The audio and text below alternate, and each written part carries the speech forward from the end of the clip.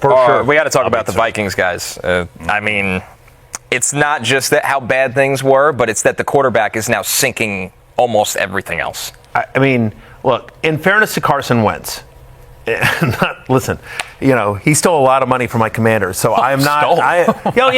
I mean, he should have given it back based on what he did there, right? Wow. But in fairness, Strong he tank. was giving yours back for yesterday's performance? Yes, I would whatever.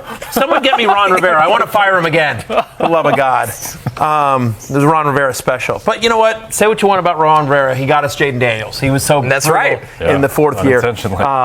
That's my favorite stat is, by the way, that when Ron Rivera took over the Commanders, they had the number 2 overall pick. They took Chase Young. 4 years later, where he had full control of the entire franchise, they had the 2nd overall pick in the NFL draft. And we got Jaden Daniels. Full circle. So, full circle.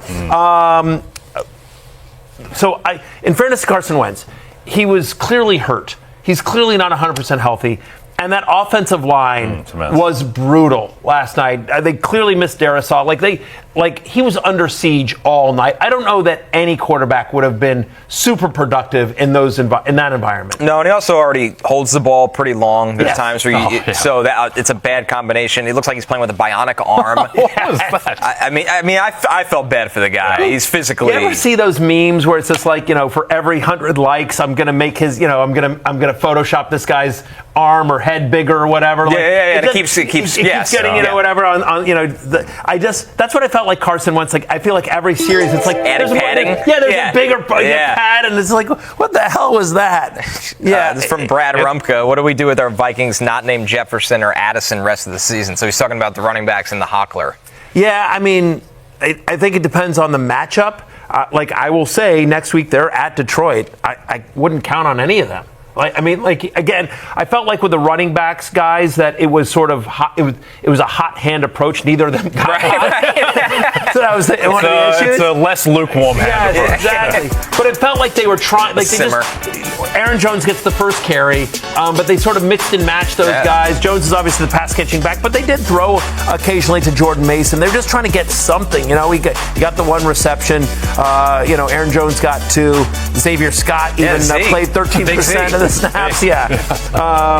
And I felt like they were just trying to get a spark from anyone, and those guys are both flex plays and sort of kind of touchdown dependent flex plays. Aaron Jones might have a little more value in PPR leagues in terms of because he's more part of the passing game, and you feel better about Mason's ability to fall into the end zone if they get close, but. It was bad day at the office. I think you have to continue starting Jefferson and Addison. We talked about Addison on Wednesday during Blind Date, Connor, and just how productive he's been as well. Yes. Since he returned in Week 14, he's the 14th. In Week 4, he's the 14th best wide receiver in fantasy football. Even in a game where they couldn't get anything done, he at least catches the touchdown. Jordan Addison. Jefferson is Jefferson. At what point do they go to Max Brosmer? I mean, I guess they're just trying to protect him until McCarthy is back. But last night they should have. I mean, honestly. Yeah. They should have at least given him a look last night because the game was so out of hand that it didn't matter anymore. Surely it's JJ next week. Surely the ankle just has to magically get better now. We keep saying that. Yeah. But yes, I agree with you. It's hard to trot this version of Wentz out. I don't think he can play next week in this state. It's at Detroit. Yeah. Detroit's secondary, which has been a lot of backups, figured it out last week. So it's not some easy walk matchup. They're brutal. It's terrible. Healthier as well. Brian Branch will come back. Right. Joseph will probably play that one. The issue is you mentioned that Carson Wentz was under siege. You know who wasn't under siege last week? Daniel Jones against the Chargers pass rush. It's not an amazing pass rush. That's the issue, that the Vikings quarterback is going to be under siege every game. Sam Darnold was under siege consistently last year. That offensive line was awful. So, it's a problem. I'm not sure it's getting fixed. So, to your point about whether the Lions secondary, it's not going to matter if you're running away from Aiden Hutchinson, right? In terms of next week, by the way, Vikings upcoming schedule at Detroit, home to Baltimore, home to Chicago, at Green Bay. 3 of the next 4 are divisional games against 3 other really good teams. The Bears is no longer a gimme. No. Right? Their front seven's been playing a lot better the last couple weeks. Absolutely. And then at Green Bay, like in 3 weeks, that's going to be tough as well. Aloha Brooks. Should I consider dropping Aaron Jones after waiting this entire time? Yes. Who are you picking up, Aloha Brooks? You can, sure. You can consider it. You tell me what's out there, and then I can give you an answer. Yeah. Come on, Aloha. Aloha Brooks is usually so good.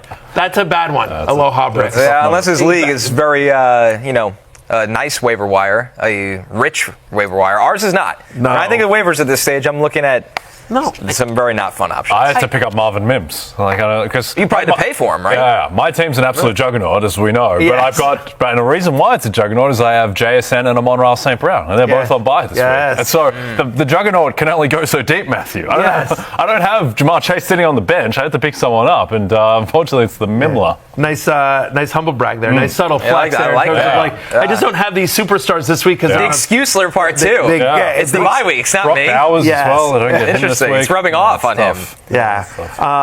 By the way, producer Adam, who I'm in, Adam who only has one win on the season. Like, this is my Super Bowl. This is my shot. I got to win. If I can't win this one, if I can't win this one, exactly. If not now, win. Like, it really is one of those things where it's just like.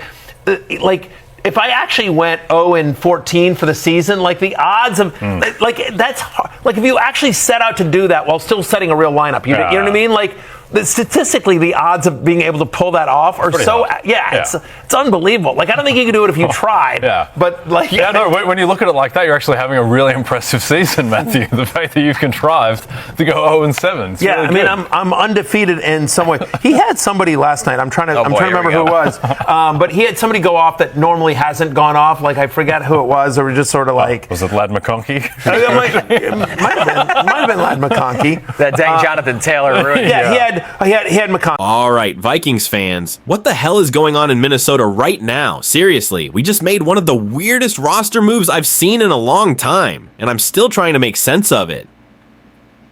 So right before our frustrating loss to the Chargers, the Vikings decided to release rookie linebacker Kobe King. Yeah, the guy we drafted just 6 months ago out of Penn State. And before any of us could even blink, the New York Jets snatched him off waivers. Gone. No practice squad, no second chance. Just poof. Now, on paper, this move doesn't make a ton of sense. King wasn't lighting the world on fire, but he was a 6th round pick. You don't usually cut a rookie that quickly unless something's really off. He played in 5 games for Minnesota this season, 77 snaps on special teams, just 3 on defense. But come on, he's a rookie linebacker. You expect some development time.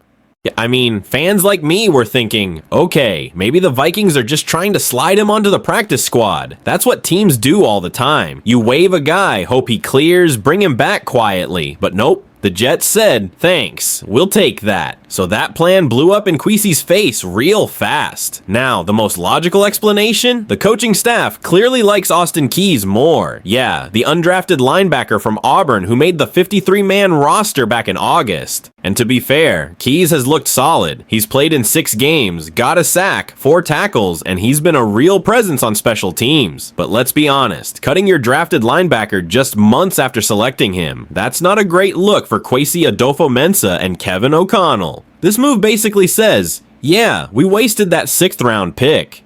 And look, I know 6th rounders don't always hit, that's part of the game. But when you see other late round guys around the league contributing like Kyle Monangai or Tez Johnson, it just makes you wonder if we missed again.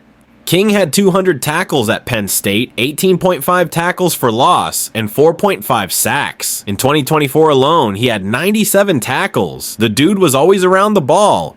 He wasn't perfect. Coverage needed work, but that's exactly what a rookie linebacker should be developing here, not in New York. And that's what bugs me the most. You can't preach development and building through the draft if you're giving up on rookies halfway through their first year. It's just not a good look, especially when the same front office keeps saying we're in a competitive rebuild. You can't rebuild if you're burning draft picks 6 months later, man. Now, to be fair, Kwesi's hit on some great moves. Guys like Ivan Pace Jr. and Jordan Addison are proof, but he's also had a few head scratchers, and this one definitely up there. Maybe Austin Keys turns out to be the better player long term. I hope so, but this still feels like a miss in player management and roster planning. So what do you guys think, Vikings fans? Was cutting Kobe King the right move, or did the front office screw this one up?